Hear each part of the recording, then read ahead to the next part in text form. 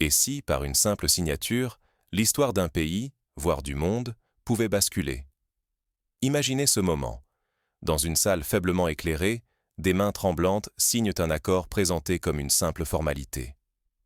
Ce jour-là, en Jamaïque, tout semblait inévitable.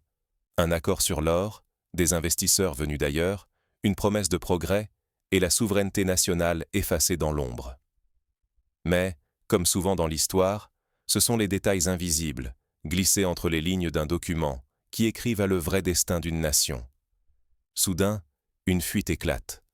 Un document dense, confidentiel, surgit sur Internet et révèle l'indicible. En quelques heures, ce texte bouleverse le calendrier politique, trouble l'opinion publique et allume la mèche d'un bouleversement inattendu.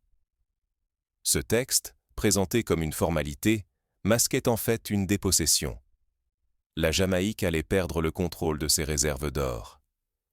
Une phrase y revenait, obsédante, comme une consigne. Stabilité par la valorisation contrôlée. En clair, les prix seraient fixés loin de Kingston et la Jamaïque se verrait privée du pouvoir de donner sa valeur à son propre or. Cette mécanique, on la retrouve dans d'autres pays. En Afrique de l'Ouest, par exemple, certains États ont vu leur uranium, leur café ou leur cacao soumis à des prix dictés à Paris ou à Londres, non par les producteurs eux-mêmes. Ce système, hérité d'un passé colonial, s'est perpétué sous des habits neufs, ceux de la mondialisation et des partenariats stratégiques. C'est dans cette atmosphère électrique qu'Ibrahim Traoré fait son entrée. Icône du modèle Ajax africain, célèbre pour avoir défié la domination occidentale sur l'or, il débarque à Port-Royal. Officiellement, il n'est là que pour une visite diplomatique, une simple courtoisie entre le Burkina Faso et la Jamaïque. Mais pour beaucoup, sa présence est un signal. L'histoire peut encore changer de cours.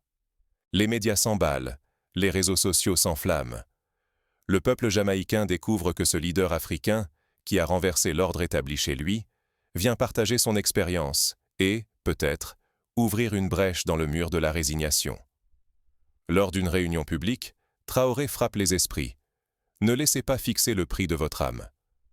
Cette déclaration, chargée de rage et d'espoir, résonne comme un écho aux décennies de frustration. Très vite, elle devient un cri de ralliement, tagué sur les murs, scandé sur les marchés, partagé sur les réseaux. On la retrouve jusque dans les chansons de reggae jouées dans les rues de Montego Bay et jusque dans les débats improvisés dans les écoles. Elle rappelle les slogans des luttes passées, comme celui des mineurs sud-africains qui, dans les années 70, refusaient que leur sueur soit vendue au rabais. Un soulèvement populaire prend naissance, nourri par l'injustice et la volonté de ne plus subir. Car laisser autrui décider de la valeur de ses richesses, ce n'est pas seulement perdre de l'argent. C'est céder son avenir, sa dignité, son pouvoir.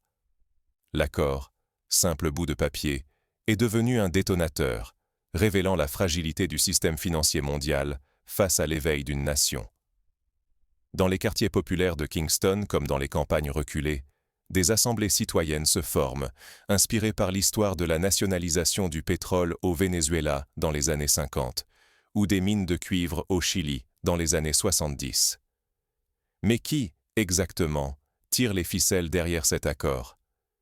Et jusqu'où la Jamaïque sera-t-elle prête à aller pour reprendre le contrôle de son destin? La question se pose dans chaque foyer, sur chaque place publique, dans chaque émission de radio. Les anciens rappellent l'époque où la Jamaïque, colonie britannique, n'avait pas voix au chapitre sur ses propres bananes, son sucre, sa bauxite. Aujourd'hui, c'est l'or qui cristallise tous les espoirs et toutes les colères. Depuis combien de temps la Jamaïque n'a-t-elle plus la main sur sa propre fortune? Posez-vous cette question. Qui fixe, depuis tant d'années, le prix de l'or jamaïcain? Ce n'est ni le peuple, ni les élus, mais bien des puissances étrangères qui, depuis leurs bureaux lointains, dictent leurs lois sur ce trésor discret. C'est la même mécanique qui, jadis, a privé l'Inde du contrôle de son sel ou de son coton. Qui, aujourd'hui encore, fait que le pétrole nigérian se négocie à Rotterdam ou à Houston, rarement à Lagos ou à Abuja. Quand on pense à la Jamaïque, on évoque la bauxite, le sucre, le reggae ou le tourisme. Mais l'or, Rares sont ceux qui savent que la Jamaïque possède des réserves d'or, encore peu exploitées, dont la valeur échappe au contrôle national. Quelques sociétés internationales se partagent la manne, tandis que le gouvernement signe des accords présentés comme des avancées, mais qui cachent des concessions majeures.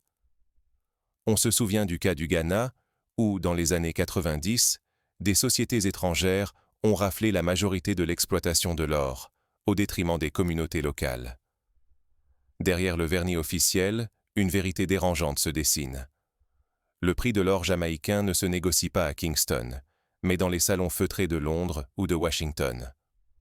Les récents documents confidentiels révélés exposent un système habilement ficelé.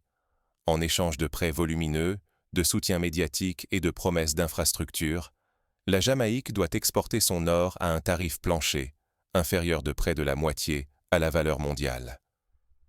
Cette situation rappelle celle vécue par l'Argentine dans les années 2000, quand le pays a dû brader son blé et sa viande pour obtenir des financements internationaux, au prix d'une crise sociale majeure.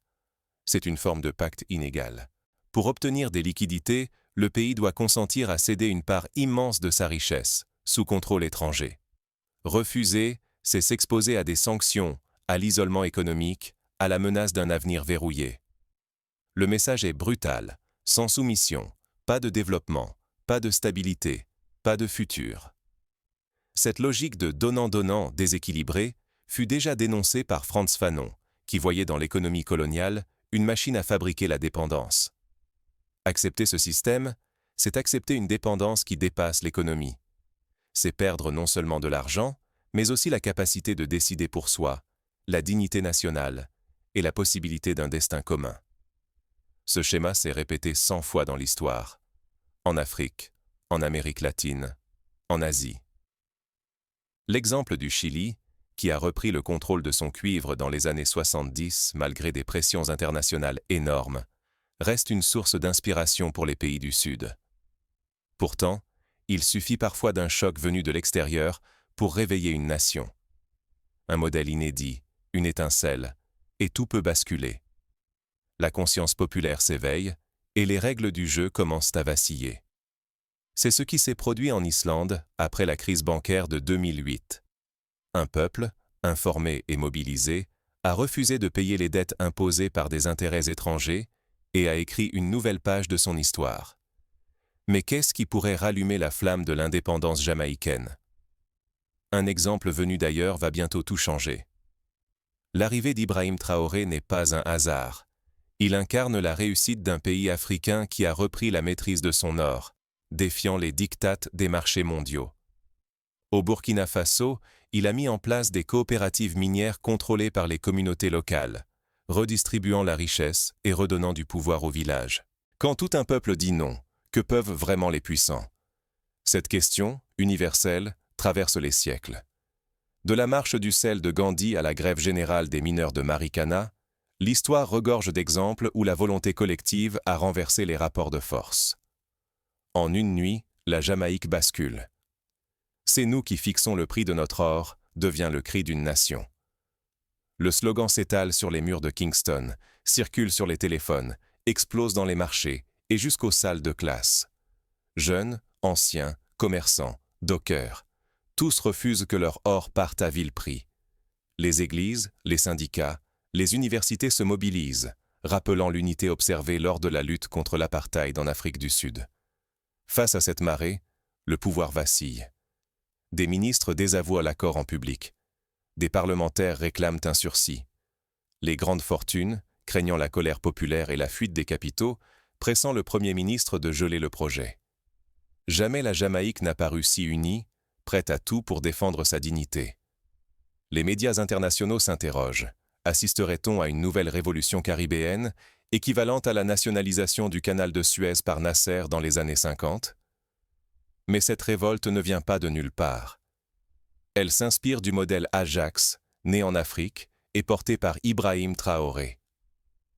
Ici, la révolution, c'est que le prix de l'or se négocie en région, pas à Londres ni à New York. Les coopératives locales deviennent le cœur du système.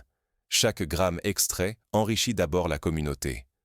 Une souveraineté légale nouvelle s'impose.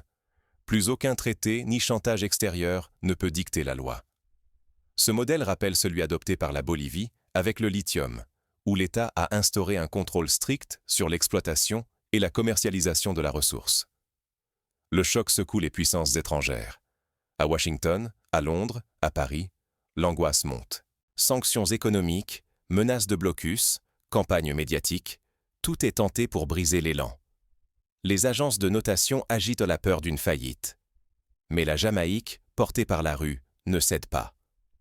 Les mêmes méthodes avaient été utilisées contre Cuba dans les années 60 ou contre l'Iran après la révolution de 1979. Mais l'histoire montre que la résistance populaire, appuyée sur une volonté collective, peut parfois triompher des pressions les plus fortes. Acculé, le gouvernement plie. Confronté à l'île debout et à la peur du chaos, il suspend l'accord.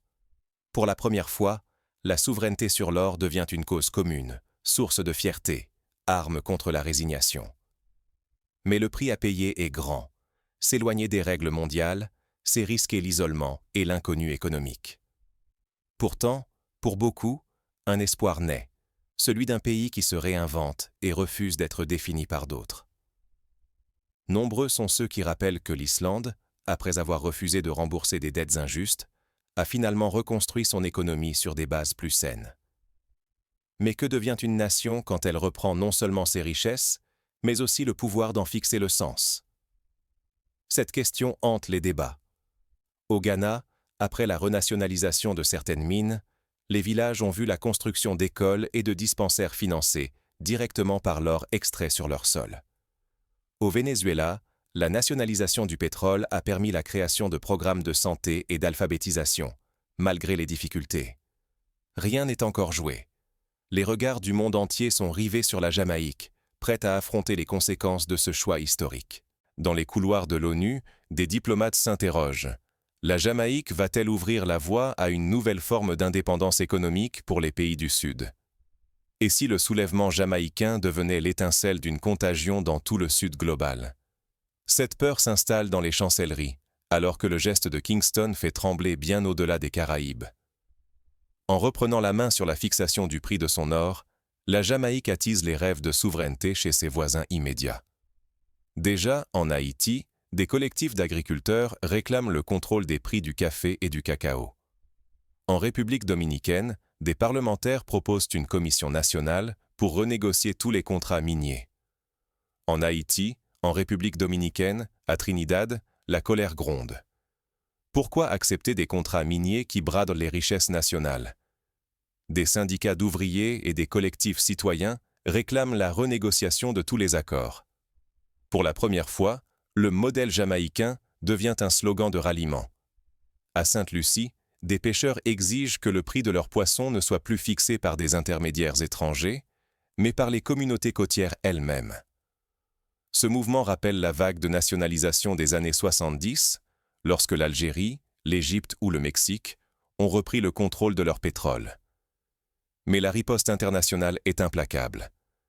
Les grandes agences de notation abaissent la note souveraine de la Jamaïque, agitant la menace d'une banqueroute imminente.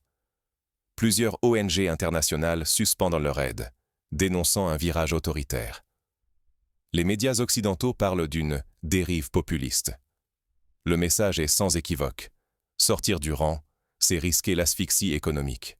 Mais sur l'île, de nombreux Jamaïcains se souviennent que, dans les années 80, le Costa Rica avait fait le choix du développement durable, malgré l'opposition des institutions financières internationales, et avait finalement réussi à bâtir une économie plus résiliente. Pourtant, sur l'île, une énergie nouvelle monte. Des quartiers de Kingston aux collines de Sainte-Anne, la société civile s'active. Des initiatives de trading communautaire apparaissent, permettant aux habitants d'échanger de petites quantités d'or en dehors des banques. Des réseaux de microcrédits adossés à l'or prennent forme, offrant du crédit local à l'abri des institutions étrangères. Partout, des ateliers s'ouvrent pour former à l'autonomie financière et à la souveraineté économique. Ce type d'initiative rappelle les tontines africaines, ces systèmes de solidarité qui permettent de financer des projets locaux sans passer par les banques internationales. Cette révolution silencieuse ne gomme pas les difficultés. La Jamaïque affronte une pénurie de devises, une explosion du chômage, l'hostilité des marchés mondiaux. Mais malgré tout, de nombreux Jamaïcains témoignent d'une dignité retrouvée. Le sentiment de dépendance se dissipe, remplacé par une confiance fragile mais profonde, celle de pouvoir décider enfin de la valeur de leur travail et de leurs ressources. Les marchés locaux, autrefois envahis par des produits importés, voient naître de nouveaux circuits d'échange, favorisant l'économie locale et l'innovation. Aller jusqu'au bout, c'est risquer l'asphyxie financière immédiate. Mais c'est aussi, peut-être, ouvrir la voie à un nouveau pouvoir régional, capable d'imposer ses choix et d'inspirer d'autres peuples privés de parole économique. L'exemple de la Jamaïque commence à inspirer des conférences régionales, des alliances entre pays producteurs de matières premières et la création de fonds souverains alimentés par les ressources naturelles. La tension monte. La Jamaïque tiendra-t-elle face à la pression internationale? Ou bien son exemple ouvrira-t-il un chemin inédit pour d'autres nations du Sud global? Les réunions d'urgence se multiplient à l'Union africaine, à l'Organisation des États américains et même à l'Union européenne, où certains pays s'inquiètent de voir leurs intérêts remis en cause.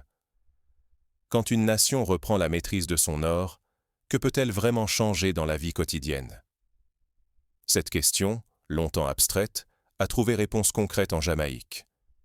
Ici, la reprise de contrôle ne s'est pas limitée à un slogan. Elle s'est incarnée dans des gestes décisifs, visibles et irréversibles. Dans les villages, des familles entières participent à la gestion des mines communautaires, fixant des règles éthiques et environnementales pour protéger leur territoire. Tout a commencé avec la Caribbean Gold Sovereignty Initiative, plateforme unique où des spécialistes caribéens, épaulés par des partenaires africains, fixent désormais le prix de l'or. Terminer le filtre imposé par Londres ou New York. La Jamaïque rompt avec des siècles de dépendance et affirme sa voix sur la scène mondiale. Cette démarche s'inscrit dans la lignée de l'OPEP, qui a permis aux pays du Golfe de reprendre la main sur leur pétrole dans les années 70. Presque aussitôt, le gouvernement décide de rapatrier l'intégralité de l'or stocké à l'étranger. Un matin, la population voit passer des camions escortés, chargés de lingots étincelants, symbole éclatant d'un patrimoine retrouvé. Pour la première fois, l'or jamaïcain n'est plus invisible, perdu dans des coffres lointains, mais tangible, ici même, sous les yeux de tous. Ce geste rappelle le rapatriement de l'or allemand en 2014, lorsque la Bundesbank a décidé de ramener ses réserves de New York à Francfort. Très vite, la société s'empare de ce tournant. À Kingston, des t-shirts « We Price Our Gold » fleurissent dans les rues. Dans les cafés, on débat de la valeur réelle, du sens profond de la souveraineté. De jeunes entrepreneurs créent des coopératives pour exploiter l'or de façon responsable, tandis que des marchés locaux testent des transactions en or, bouleversant le quotidien de milliers de familles. On voit apparaître des monnaies locales adossées à l'or, inspirées des expériences menées en Suisse avec le WIR ou en Argentine après la crise de 2001. Ce mouvement déborde l'économie. Dans les écoles, on enseigne aux enfants comment le pays a refusé que d'autres fixent sa richesse. À la télévision, sur les réseaux sociaux, de nouveaux programmes décortiquent les mécanismes de valeur, d'indépendance, de dignité. Une pédagogie de la souveraineté naît, et avec elle une fierté nouvelle, partagée entre générations. Des concours sont organisés pour imaginer des usages innovants de l'or dans l'économie locale, et des festivals célèbrent ce nouvel élan patriotique. Mais rien n'est simple. Transformer une victoire symbolique en progrès réel comporte des risques.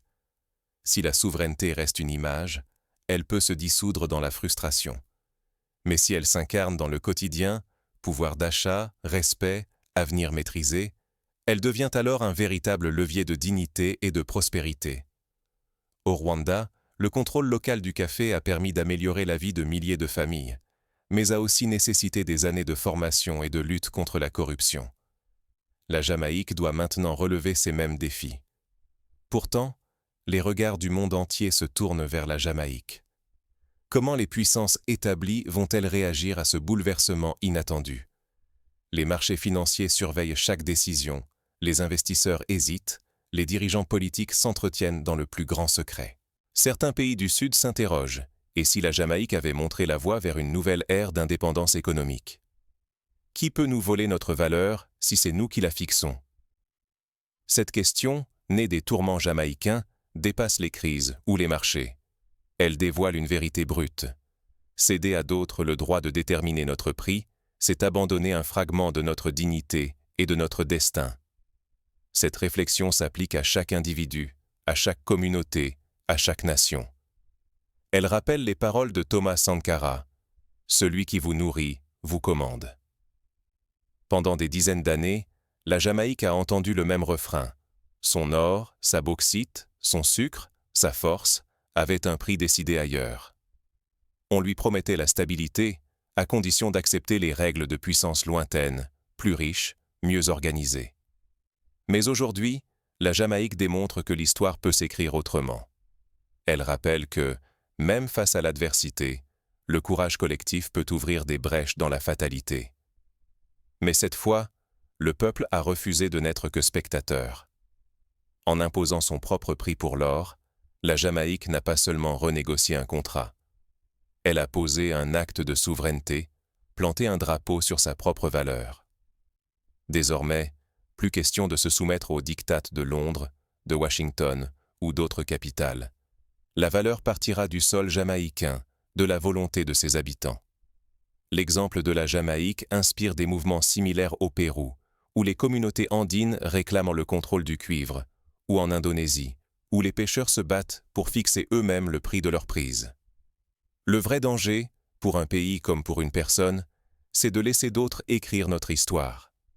Rester passif, c'est accepter d'être dépossédé de ses richesses, de son pouvoir, de son identité. Se lever, c'est rouvrir le champ des possibles. Même petit, on peut décider de sa trajectoire. C'est l'enseignement de l'histoire, du Chili de Salvador Allende à la Tunisie du printemps arabe. Ce tournant jamaïcain est un rappel universel. La valeur ne se reçoit pas, elle se construit. Elle se proclame, parfois envers et contre tout. Quand une société choisit de fixer elle-même le prix de ses ressources, elle ne protège pas que son économie. Elle forge aussi une nouvelle forme de respect et de fierté commune. Cela s'est vu au Botswana, où la gestion prudente des diamants a permis un développement stable et inclusif. Alors, que nous reste-t-il? Nous demander comment, chacun, nous laissons les autres définir ce qui compte le plus pour nous. Et surtout, sommes-nous prêts à reprendre la plume pour fixer notre propre prix et écrire notre histoire? La Jamaïque, aujourd'hui, montre que rien n'est figé, que l'indépendance réelle commence par le courage de dire non, et que la dignité d'un peuple ne se monnaie pas. Ce n'est pas seulement une question d'or, c'est une question de sens, de futur, de liberté. Et si, demain, d'autres nations s'en inspiraient?